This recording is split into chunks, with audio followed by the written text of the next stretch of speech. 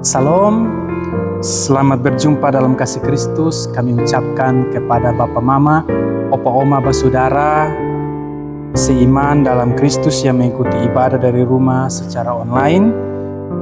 Firman Tuhan mengajarkan kita untuk mendoakan kesejahteraan kota dan bangsa tempat kita tinggal. Terdapat dalam Yeremia pasal 29 ayat 7. Meski di masa lanjut usia ini kekuatan fisik kita memudar, kiranya kasih dan doa kita bagi bangsa ini tidak pudar untuk terus menjadi sosok teladan bagi generasi penerus yang berbakti bagi bangsa. Marilah dengan hati yang penuh syukur kita menghampiri hadirat Tuhan sambil menyanyikan Kidung Jemaat nomor 366 ayat 1 dan ayat 3.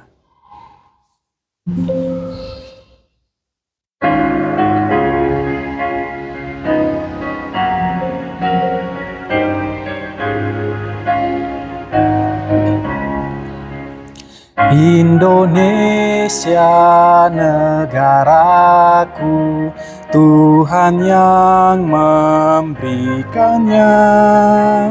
Ku serahkan di doaku pada Yang Maha Esa.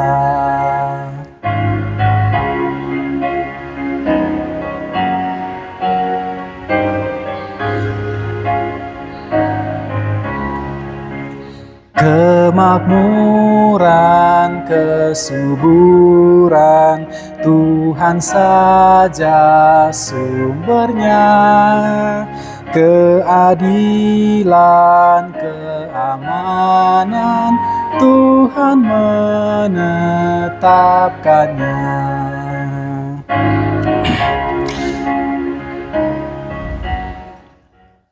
Ibadah kaum lansia dan disabilitas saat ini jadi dalam nama Bapa, Anak, dan Roh Kudus.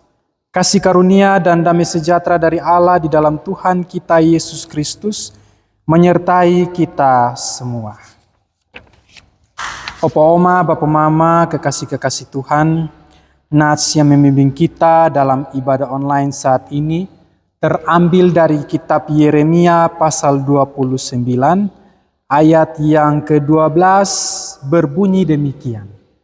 Dan apabila kamu berseru dan datang untuk berdoa kepadaku, maka aku akan mendengarkan kamu. Kita menyanyikan NKB nomor 140 ayat 1.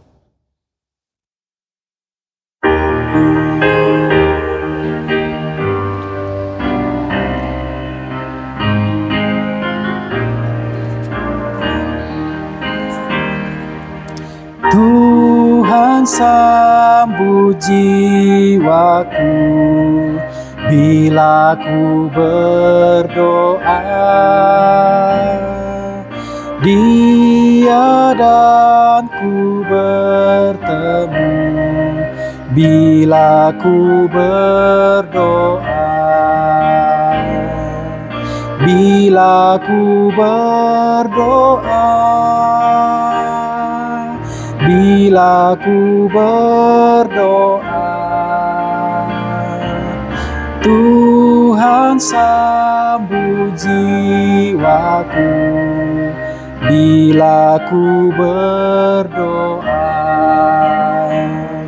Bapak, Mama, Opa, Oma, kekasih Tuhan, mari kita berteduh diri di hadapan hadiratnya. Sebelum kita mendengarkan firman Tuhan, mari kita berdoa. Ya Allah yang penuh kasih, Allah yang kami sembah dalam nama Tuhan Yesus, yang tidak pernah meninggalkan kami dalam keadaan apapun. Saat ini Tuhan, kami datang di hadapan hadirat-Mu. Kami ingin mendengarkan suara Tuhan, suara yang begitu manis, suara yang menyegarkan jiwa kami, suara yang membangun tembok iman kami yang saat ini pelan-pelan runtuh. Kami mohon kepadamu ya Tuhan, kuasailah setiap hati dan pikiran kami. Pada saat ini kami datang dengan kelemahan, dengan kerendahan hati, dan dengan penuh keterbatasan. Kami ingin dipenuhi dengan firman Tuhan, supaya dalam perjalanan kehidupan kami tetap kokoh dan tetap berpengharapan hanya di dalam Engkau ya Tuhan. Berfirmanlah kepada kami semua, dimanapun saat ini kami berada. Dalam keadaan apapun, kami mohon Tuhan sertai kami semua. Dalam nama Tuhan Yesus kami berdoa. Amin. Bapak, Mama, Opa, Oma, kekasih Tuhan, firman Tuhan yang datang kepada kita di pagi hari ini terambil menurut kitab Perjanjian Lama, kitab Nehemia pasal 1, ayat 1 hingga ayat yang ke-11. Kitab Nehemia pasal 1, ayat 1 hingga ayat ke-11, saya akan membacakan bagi Bapak, Mama, Opa, Oma, bersaudara sekalian. Di bawah perikop doa Nehemia bagi orang Israel. Riwayat Nehemia bin Hakalia pada bulan Kisleu tahun ke-20, ketika aku ada di Puri Susan, datanglah Hanani, salah seorang dari saudara-saudaraku, dengan beberapa orang dari Yehuda. Aku menanyakan mereka tentang orang-orang Yahudi yang terluput, yang terhindar dari penawanan dan tentang Yerusalem. Kata mereka kepadaku, orang-orang yang masih tinggal di daerah sana, yang terhindar dari penawanan, ada dalam kesukaran besar dan dalam keadaan tercela. Tembok Yerusalem telah terbongkar dan pintu-pintu gerbangnya telah terbakar. Ketika ku dengar berita ini, duduklah aku menangis dan berkabung selama beberapa hari. Aku berpuasa dan berdoa ke hadirat Allah semesta langit. Kataku, ya Tuhan Allah semesta langit, Allah yang maha besar dan dahsyat, yang berpegang pada perjanjian dan kasih setianya terhadap orang yang kasih kepadanya dan tetap mengikuti perintah-perintahnya. Berilah telingamu dan bukalah matamu dan dengarkanlah doa hambamu yang sekarang kupanjatkan ke hadiratmu siang dan malam bagi orang Israel. Hamba-hambamu itu dengan mengaku segala dosa yang kami orang Israel telah lakukan terhadapmu. Juga aku dan kaum keluargaku telah berbuat dosa.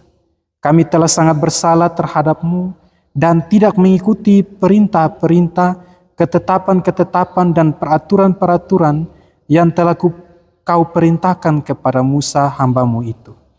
Ingatlah akan firman yang kau pesan kepada Musa, hambamu itu, yakni, bila kamu berubah setia, kamu akan kucerai beraikan di antara bangsa-bangsa. Tetapi bila kamu berbalik kepadaku dan tetap mengikuti perintah-perintahku serta melakukannya, maka sekalipun orang-orang buanganmu ada di ujung langit, akan kukumpulkan mereka kembali dan kubawa ke tempat yang telah kupilih untuk membuat namaku diam di sana. Bukankah mereka ini hamba-hambamu dan umatmu yang telah kau bebaskan dengan kekuatanmu yang besar dan dengan tanganmu yang kuat? Ya Tuhan, berilah telinga kepada doa hambamu ini dan kepada doa hamba-hambamu yang rela takut akan namamu, dan biarlah hambamu berhasil hari ini dan mendapat belas kasihan dari orang ini. Ketika itu aku ini juru minuman raja. Demikianlah firman Tuhan. Yang berbahagia adalah setiap kita yang mendengar dan memelihara firman Tuhan dalam hidupnya setiap hari. Haleluya.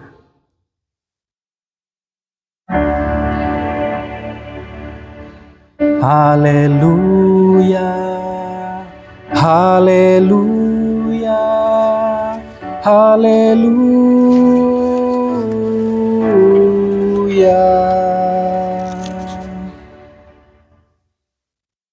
Bapak, Mama, Opa, Oma, bersaudara yang dikasihi dan diberkati oleh Tuhan, damai sejahtera bagi kita semua. Selamat pagi, selamat hari Minggu, dan selamat berjumpa kembali dalam kasih Kristus. Opa, Oma, bersaudara yang dikasihi dalam Tuhan Yesus Kristus. Tahun 2026 ini, bangsa kita akan berusia 81 tahun.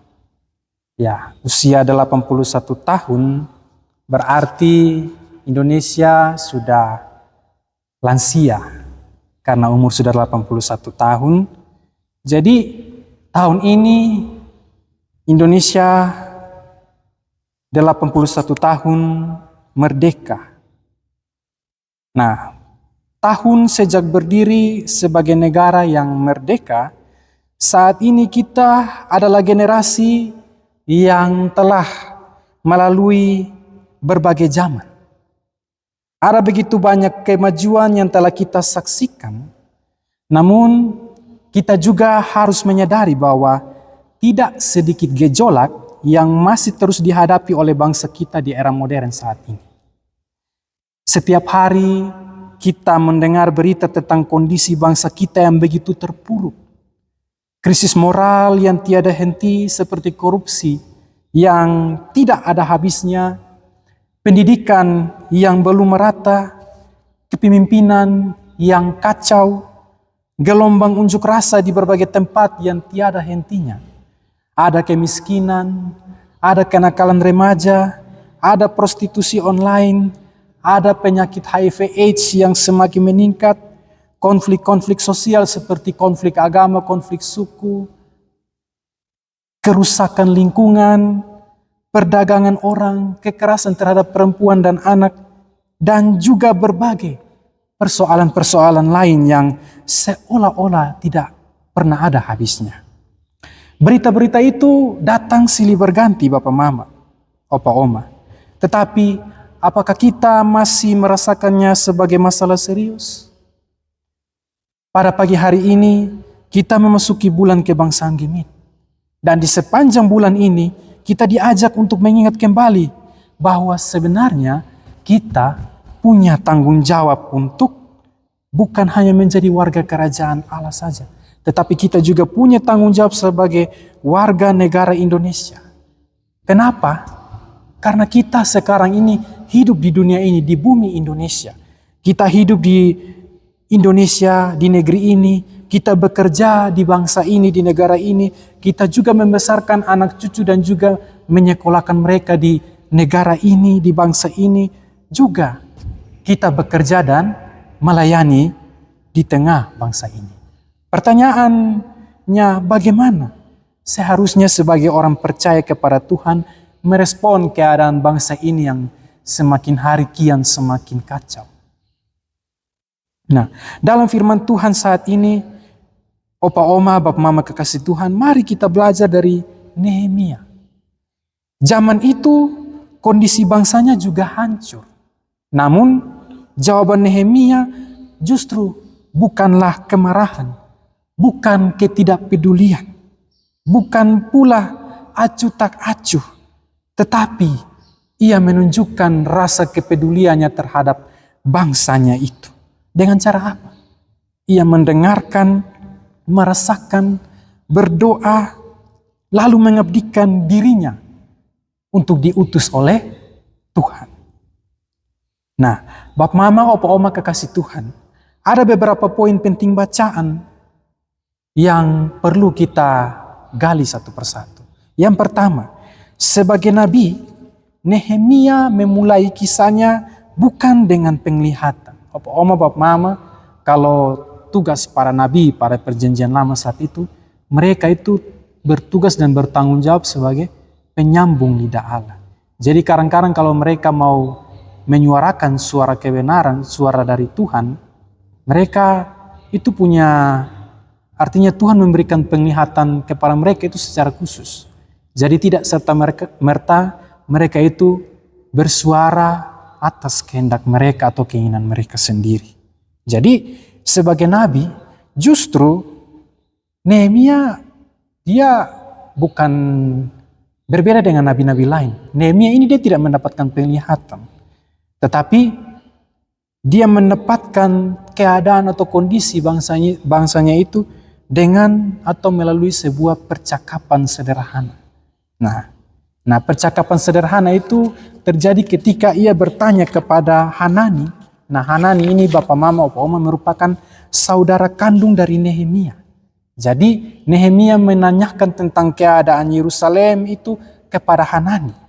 Nah, jadi Bapak Mama, Opa Oma, itu bukti zaman perjanjian lama dan zaman kita itu beda. Kalau zaman kita sekarang, kita tidak hanya mendengar saja, bahkan kita juga bisa melihat Apalagi berbagai media-media yang sudah menayangkan dan kita mudah untuk menyaksikan, kita mudah untuk melihat itu terjadi di daerah mana, di tempat mana, di waktu kapan. Semua kita bisa peroleh dengan gampang. Tetapi bagi zaman Nehemia saat itu, Nehemia justru tidak mendapatkan berita itu dengan melihat. Tetapi dia mendapatkan berita itu melalui kabar yang disampaikan oleh Hanani kepada Nehemia. Nah, Nehemia saat itu, ia bekerja sebagai juru minuman raja. Jadi ketika Nehemia berprofesi sebagai juru minuman raja, Nehemia menemui Hanani dan mendapatkan laporan tentang orang-orang yang tinggal di Yerusalem, ya orang-orang yang bertahan di sana itu hidup dalam kesusahan besar. Kesusahan besarnya apa, Bapak Mama, Opa Oma? Tembok-tembok Yerusalem itu ternyata sudah runtuh. Pintu-pintu gerbang kota sudah terbakar. Dan sebagai juru minuman raja, bisa saja Nehemia mengatakan, ya itu bukan beta urusan. Apalagi Nehemia ini, dia punya jabatan nih kalau mau bisa dibilang, pada zaman itu tuh jabatan yang paling bergengsi yang bisa menjamin hidup yang aman. Ya, tetapi justru meskipun dia mempunyai jabatan yang mewah yang menjamin hidupnya, di sini kita melihat hati seorang hamba Allah, hati yang rendah hati. Jadi ketika Nehemia mendengarkan keadaan bangsanya terpuruk, kabar itu mengguncang hatinya. Nah, kita bisa lihat dengan jelas Bapak Mama, Opa Oma dalam ayat 4 tadi. Kita lihat urutannya bagaimana Nehemia itu dia mendengarkan, lalu kemudian dari pendengaran itu dia merasakannya. Dia ikut menderita bersama-sama dengan dia punya bangsa. Kemudian dalam penderitaannya itu dia bawa dalam doa. Dia berdoa memohon belas kasihan kepada Tuhan bagi bangsanya. Ya. Dan dari sini kita bisa melihat hati seorang hamba yang benar-benar peka terhadap kondisi bangsanya. Padahal Bapak Mama, Opa Oma, Nehemia sebenarnya ini dia lahir di bangsa pembuangan. Dia lahir dan besar di Persia pada saat itu. Pada saat itu Persia yang berkuasa. Ya, kerajaan Persia yang berkuasa. Jadi meskipun dia lahir, dia besar di sana, tapi tidak menghilangkan dia punya identitas jati diri sebagai orang Yahudi, orang Israel.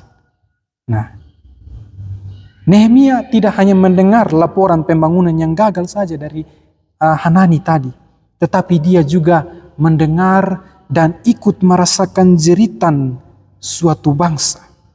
Nah, berita yang Nehemia terima dari Hanani itulah yang menggerakkan hatinya untuk berdoa, berpuasa, dan akhirnya ia mempertaruhkan dia punya jabatan yang begitu mewah dengan cara apa? Meminta izin kepada Raja Artasasta yang pada saat itu memerintah sebagai raja kerajaan Persia untuk pulang demi membangun kembali. Opa Oma, bersaudara, seringkali dalam kotompung hidup, kotong justru melakukan kebalikannya. Kotong lebih banyak mendengarkan persoalan, kotong mengetahui begitu banyak masalah sosial dalam kehidupan bermasyarakat, berbangsa, bernegara, tetapi sedikit yang menyentuh kotong pun hati. Apalagi kalau persoalan atau masalah yang terjadi itu bukan kotong yang alami, maka pasti kotong akan dengan gampang bilang, itu bukan urusan. Selagi beta pun hidup aman-aman, hidup baik-baik saja, bukan beta urusan.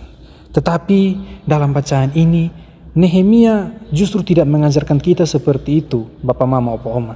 Nehemia mengajarkan kita bahwa kepedulian kepada bangsa dimulai ketika kita mengizinkan penderitaan bersama atau mengalami dan memahami persoalan yang terjadi, itu memasuki hati kita.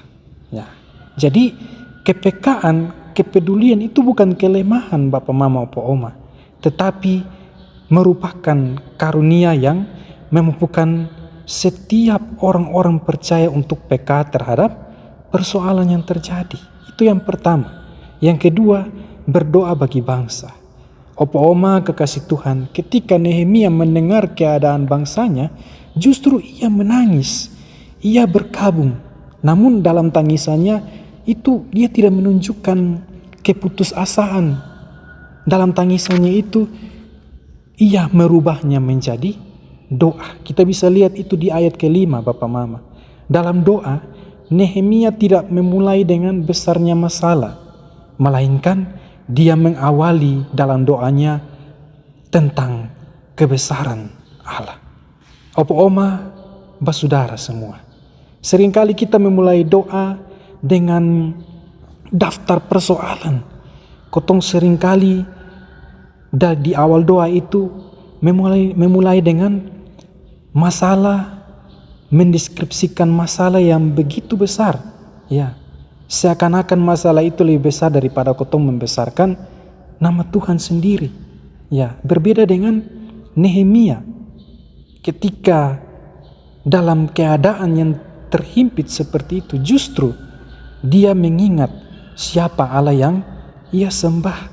Jadi ketika dia diperhadapkan dengan kenyataan bahwa memang tembok itu runtuh, justru dalam doanya dia tidak meminta supaya masalah itu berlalu, tetapi dia meminta supaya Tuhan memampukan dia untuk melihat kenyataan yang dia hadapi dari sudut pandang Allah sendiri. Ya, kalau kita pakai sudut pandang manusia, oh jelas pasti kita akan lebih fokus dan melihat masalah itu menjadi besar, bukan melihat Allah yang besar. Jadi maka dalam hal ini kotong perlu melihat setiap ujian-ujian hidup yang datang yang kita hadapi itu dengan iman, mata iman kita Bapak Mama. Itu yang kedua. Yang ketiga, ketika bangsa Israel itu hancur, diperhadapkan dengan masalah yang besar yang menyakitkan, Nehemia ikut bertanggung jawab atas dosa bangsa-bangsanya. Nah, Bapak Mama, Opa Oma, dosa bangsa Israel ini dia siapa yang sonde tahu dosa bangsa ini? Nah, dosa bangsa ini adalah mereka menduakan hati Tuhan. Makanya kenapa dalam perjanjian lama Allah Abraham, Allah Ishak dan Allah Yakub itu dikenal sebagai Allah yang cemburu, karena Allah tidak mau diduakan. Ya, apalagi penyembahan-penyembahan berhala yang dilakukan oleh orang-orang besar, ya, tokoh-tokoh yang terkenal seperti Daud, Salomo, ya, itu karena hal yang demikian sehingga membuat bangsa Israel ini jatuh dalam dosa, ya. Dosa yang melibatkan umat jatuh bersama-sama. Nah, di ayat yang ke-6 hingga ayat yang ke-7 itu berisi tentang pengakuan dosa dari Nehemia terhadap bangsanya. Jadi di sini Nehemia sadar bahwa memang bangsanya telah berdosa. Namun ia tidak mengatakan bahwa mereka telah berdosa, tetapi justru ia mengatakan bahwa kami telah berdosa. Ya, Bapak Mama, Opa Oma kekasih Tuhan, ini contoh, ini teladan yang ditunjukkan oleh Nehemia, ya, tentang kerendahan hati, ya. Padahal sebenarnya Nehemia ini dia lahir di Persia, dia bukan orang Israel asli, tapi karena garis keturunannya, ya, sehingga seakan-akan bangsa Israel ini jatuh dalam dosa, dia pun juga ikut merasakannya. Ya, di sini kita juga melihat bahwa Nehemia ini dia juga ikut bertanggung jawab terhadap dosa yang dilakukan bangsa. Nah, Nehemia juga tidak menempatkan dirinya sebagai hakim yang hanya tahu menunjuk kesalahan orang lain. Tetapi di sini Nehemia menunjukkan sosoknya sebagai orang yang ikut menderita, ikut merasakan penderitaan. Opa Oma, Bapak Mama kekasih Tuhan, seringkali kita mudah berbicara dosa bangsa, kita mudah berbicara tentang dosa orang, ya, tetapi sulit untuk kita mengaku bahwa Tuhan, kami telah berdosa. Bangsa ini berdosa karena diam. Opa Oma perlu kotong ketahui, bangsa ini berdosa karena diam. Diam karena apa? Diam karena membiarkan yang bersalah tidak dihukum.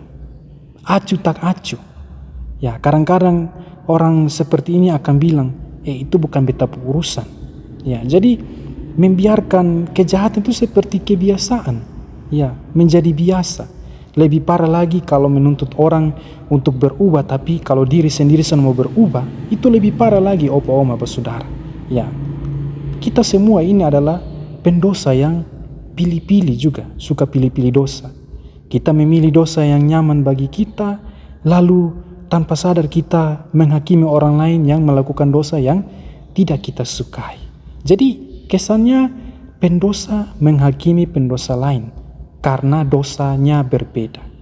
Maka kita harus belajar dari Nehemia soal kerendahan hati dan tanggung jawab sebagai warga negara. Nah, itu yang ketiga. Yang keempat, dalam doa Nehemia mendasarkan harapannya pada kesetiaan Allah. Ya, sesuai dengan janji Allah kepada Musa, meskipun bangsa Israel itu tercerai-berai karena ketidaktaatan, ya, opa oma, bangsa Israel ini mereka tercerai-berai. Ada yang bertahan di reruntuhan Yerusalem, kota Yerusalem, sedangkan yang lain itu bertahan dalam di bangsa pembuangan, di tengah-tengah bangsa pembuangan. Nah, jadi mereka ini tercerai-berai, mereka terpisah. Ya, meskipun Nehemia sadar akan hal itu, tetapi Nehemia tetap percaya bahwa Allah akan mengumpulkan kembali mereka apabila mereka bertobat. Nah, dan itu bukti ketika kita membaca kitab Zakaria itu jelas. Pada saat itu ketika Raja Koresi memberikan perintah untuk supaya orang-orang Israel itu pulang ke negerinya, itu bukti bahwa mereka Allah mengumpulkan mereka untuk kembali ke Yerusalem dan membangun kembali bait Allah di sana. Nah, jadi Nehemia tidak mendasarkan harapannya pada keadaan bangsa, tetapi mendasarkan itu pada kesetiaan Allah. Coba kalau Nehemia terlalu berharap kepada bangsa dengan orang-orang yang bisa dikatakan orang-orang hebat di dalamnya, justru tidak seperti yang terjadi demikian. Ya, kalau kotong terlalu berharap kepada manusia, bab mama, ya manusia itu kan punya sisi yang bisa membuat kecewa. Ya, karena itu berharap saja hanya kepada Tuhan Allah kita. Karena Tuhan tidak pernah ingkar janji.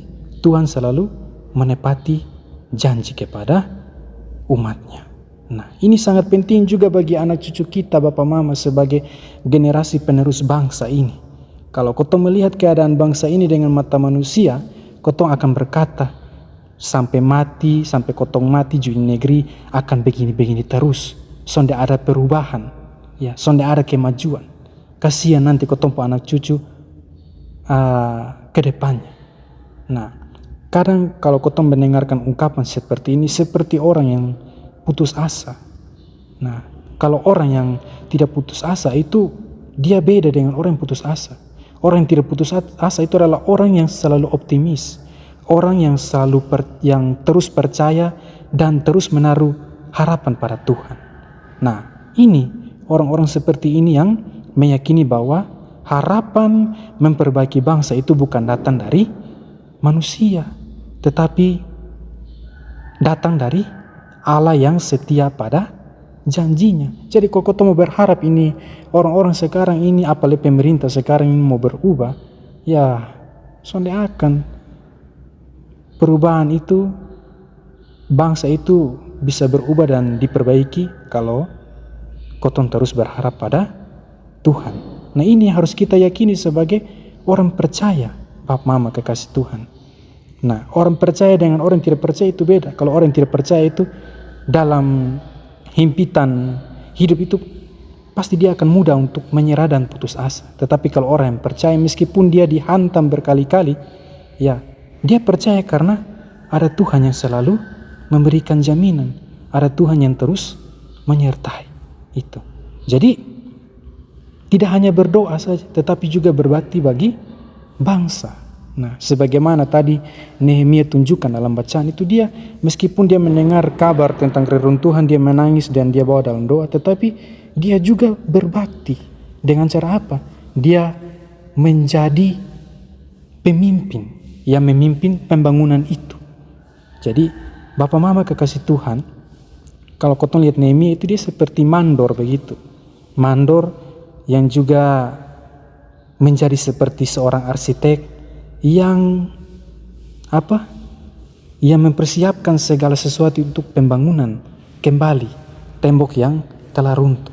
Nah, kalau kotong lihat dari bacaan secara fisik, mungkin Nehemia sedang membangun reruntuhan tembok, tapi sebenarnya Nehemia juga sedang membangun kembali tembok-tembok iman yang sudah runtuh.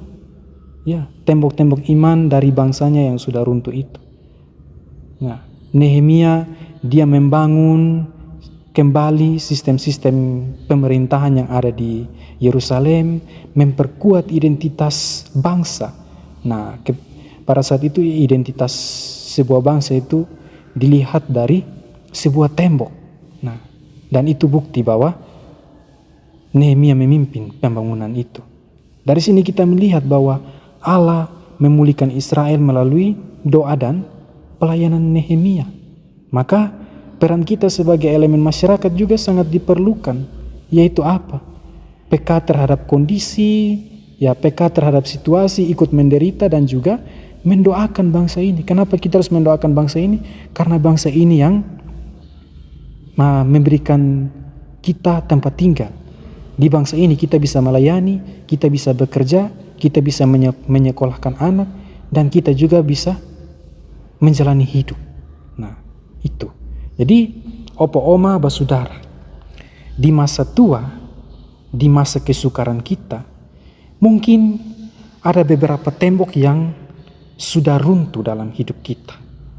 Nah, mungkin barangkali yang runtuh itu adalah iman kita karena keraguan-raguan, runtuh karena kekecewaan, runtuh karena pengharapan yang pupus, runtuh karena hubungan yang renggang dengan pasangan, dengan anak-anak, dengan saudara-saudara, karena masih memegang pada ego, runtuh juga karena kehilangan pekerjaan, runtuh karena terlebih kehilangan orang-orang terkasih. Apalagi sakit penyakit yang sering membuat kita putus asa, itu kadang-kadang juga bisa meruntuhkan kita punya semangat hidup. Apalagi kita di masa usia yang gampang untuk terkena serangan penyakit. Nah, seakan-akan reruntuhan-reruntuhan ini membuat kita merasa sudah terlambat, sudah merasa tidak berguna, dan merasa takut untuk menghadapi kegagalan baru. Namun pada pagi hari ini kita harus belajar dari semangat seorang nabi Nehemia. Pembangunan itu bisa dilakukan jikalau pilihannya berdasarkan pada iman, bukan pada usia. Kalau kotong hanya berpatokan pada usia, pasti kotong akan bilang, besok tua begini, mau bikin apa leh? Susah bisa apa-apa leh. Justru kalau kotong memandang dan memilih dengan iman, kotong akan mampu melakukan apapun yang terlihat mustahil bagi kotong. Nah, jadi iman itu membuat kotong melihat apa yang tidak mungkin menjadi mungkin. Jadi di usia tua ini, opo oma, basudara, kotong memang sonde bisa membangun dari nol. Tapi kotong bisa membangun kembali. Membangun dari apa? Membangun dari pengalaman. Kenapa dari pengalaman? Karena dari pengalaman kotong bisa melihat fondasi yang sudah lama kita bangun dan tidak kuat lagi, justru memberikan kita pelajaran berharga tentang bagaimana yang harus kotong perkuat kembali. Nah, jadi membangun tembok iman di usia tua itu bukan lagi tentang kenyamanan diri kita lagi, Bapak Mama, Opa Oma. Melainkan kita membangun reruntuhan-reruntuhan tembok yang sudah runtuh itu untuk supaya apa? Melindungi dan memberkati generasi berikutnya setelah kita. Ya. Jadi itu, selain membangun untuk supaya melindungi, juga membangun untuk supaya menghadapi cemoohan seperti lusu tua, lusu saki-saki begini, lu masa su habis, lu susah bisa apa-apa le, lu mau bikin apa le. Jadi, opo oma bersaudara yang terkasih dalam Tuhan, runtuhnya sesuatu dalam hidup itu bukan akhir sebenarnya. Kotong boleh duduk, merenung, menangis akan kotong pun keadaan bangsa. Kotong boleh duduk dan merenung dan menangis akan kotong punya nasib anak cucu dan kotong pun diri sendiri. Ya, tidak apa-apa. Kotong merenung akan hal itu, kotong menangis, kotong berkabung. Tetapi jangan kotong larut dalam keputusasaan dan kotong kehilangan harapan. Ya, justru dalam keadaan seperti itu, Tuhan mampu menata kembali kotong pun hidup, membangun kembali segala sesuatu, bahkan ketika kotong merasa dalam hidup ini segalanya sudah hancur. Ya, itu kalau kotong mau melihat dengan mata iman seperti itu. Meskipun kotong merasa seperti dalam hidup ini sudah hancur, Tuhan justru mampu untuk menata kembali itu. Ya, sama seperti Nehemia yang membangun kembali reruntuhan tembok, Tuhan juga bisa membangun apa yang sudah terlanjur hancur dalam hidup kita. Apapun yang sudah terjadi, sesulit apapun situasi, Nehemia bilang apa? Jangan berhenti berdoa. Karena doa adalah sesuatu yang tak terlihat untuk suatu dampak yang terlihat. Mari kita minta Tuhan menolong kita supaya tangisan kita berubah jadi doa. Dan doa berubah menjadi semangat, dan semangat berubah menjadi bakti pelayanan. Kiranya kita menjadi perpanjangan tangan Tuhan sebagai jawaban doa dari bangsa dan anak cucu kita. Firman Tuhan memberkati kita semua dalam menghadapi setiap lika-liku atau gejolak hidup yang akan kita terus hadapi. Amin.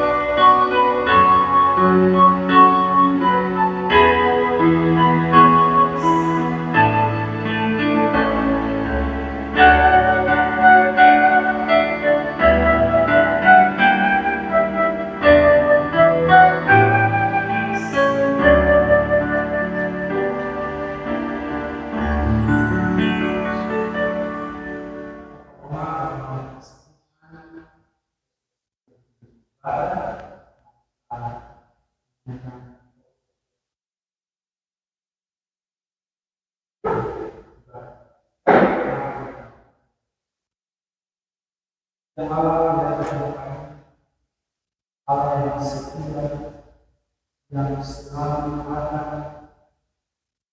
dalam kondisi disegarkan dengan kebenaran firman. Kebenaran firman-Mu pada pagi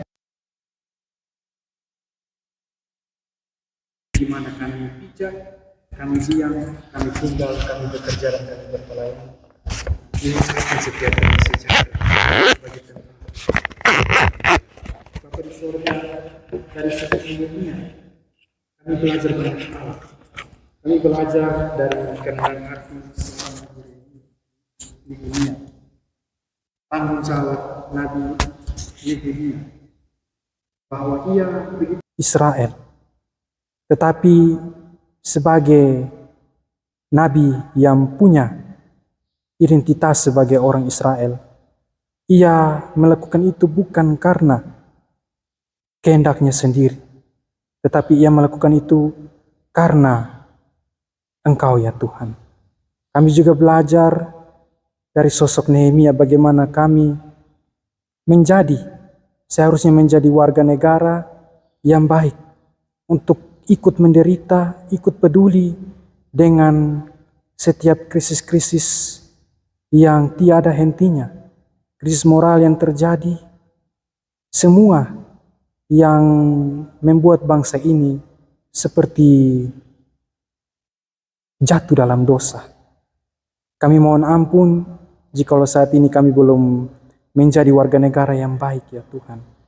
Kami mohon supaya kiranya melalui kami sebagai generasi-generasi yang sudah melewati berbagai kondisi, Tuhan terus menguatkan kami supaya meskipun kami tidak bisa sepenuhnya lagi berbakti, kiranya melalui pengalaman-pengalaman pahit manis yang telah kami lalui, dapat kami wariskan, menginspirasi generasi-generasi muda sebagai penerus bangsa ini Tuhan.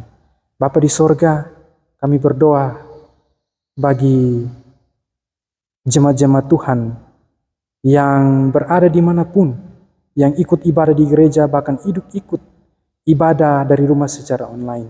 Kami percaya bahwa Tuhan hadir melampaui setiap batas ruang dan waktu. Engkau ada bersama kami Tuhan. Kami percaya bahwa Engkau juga melihat dan juga mendengar apa yang kami rasakan, kami alami saat ini. Kami berdoa bagi para orang tua yang berada dalam penderitaan, yang merasakan sakit yang sampai saat ini belum kunjung sembuh. Kami berdoa Tuhan, sebagaimana bangsa Israel yang runtuh dan hancur, kami berdoa juga, meskipun kami percaya memang saat ini kondisi yang kami alami seperti reruntuhan-reruntuhan tembok yang membuat semangat hidup kami hampir pupus. Kami hampir kehilangan harapan, namun firman Tuhan menegur kami, menguatkan kami bahwa kami masih punya pengharapan di dalam Tuhan.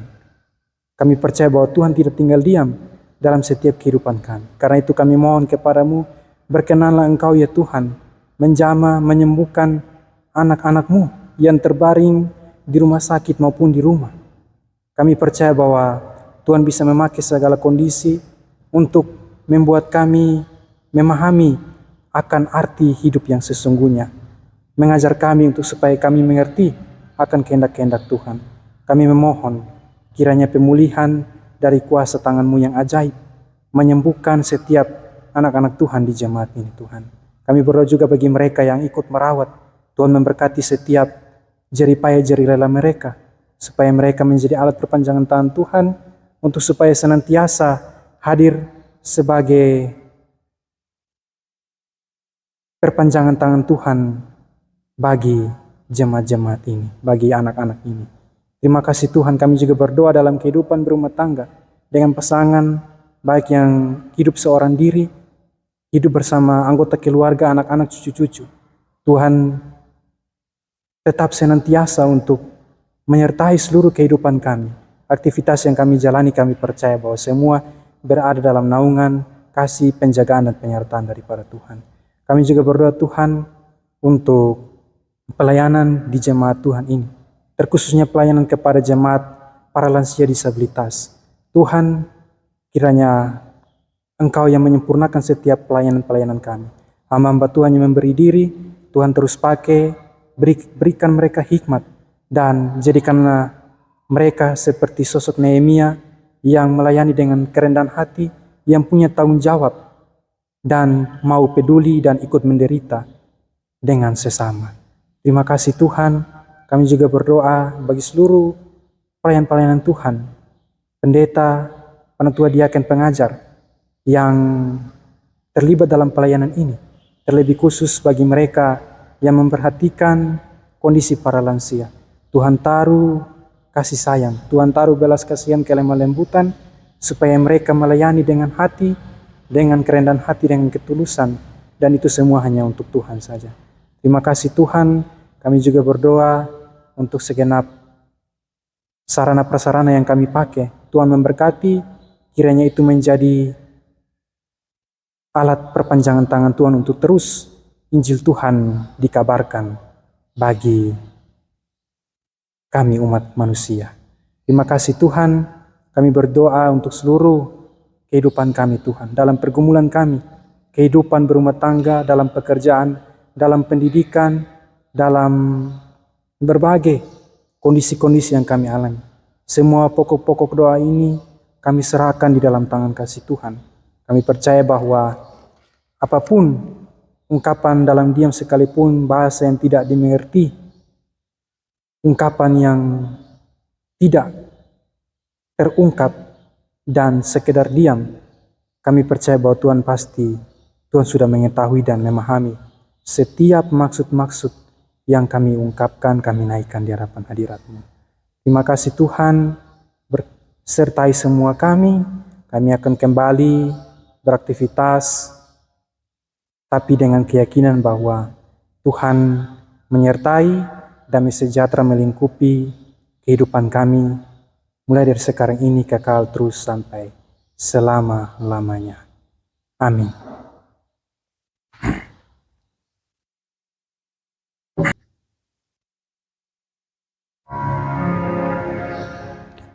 Amin. Amin.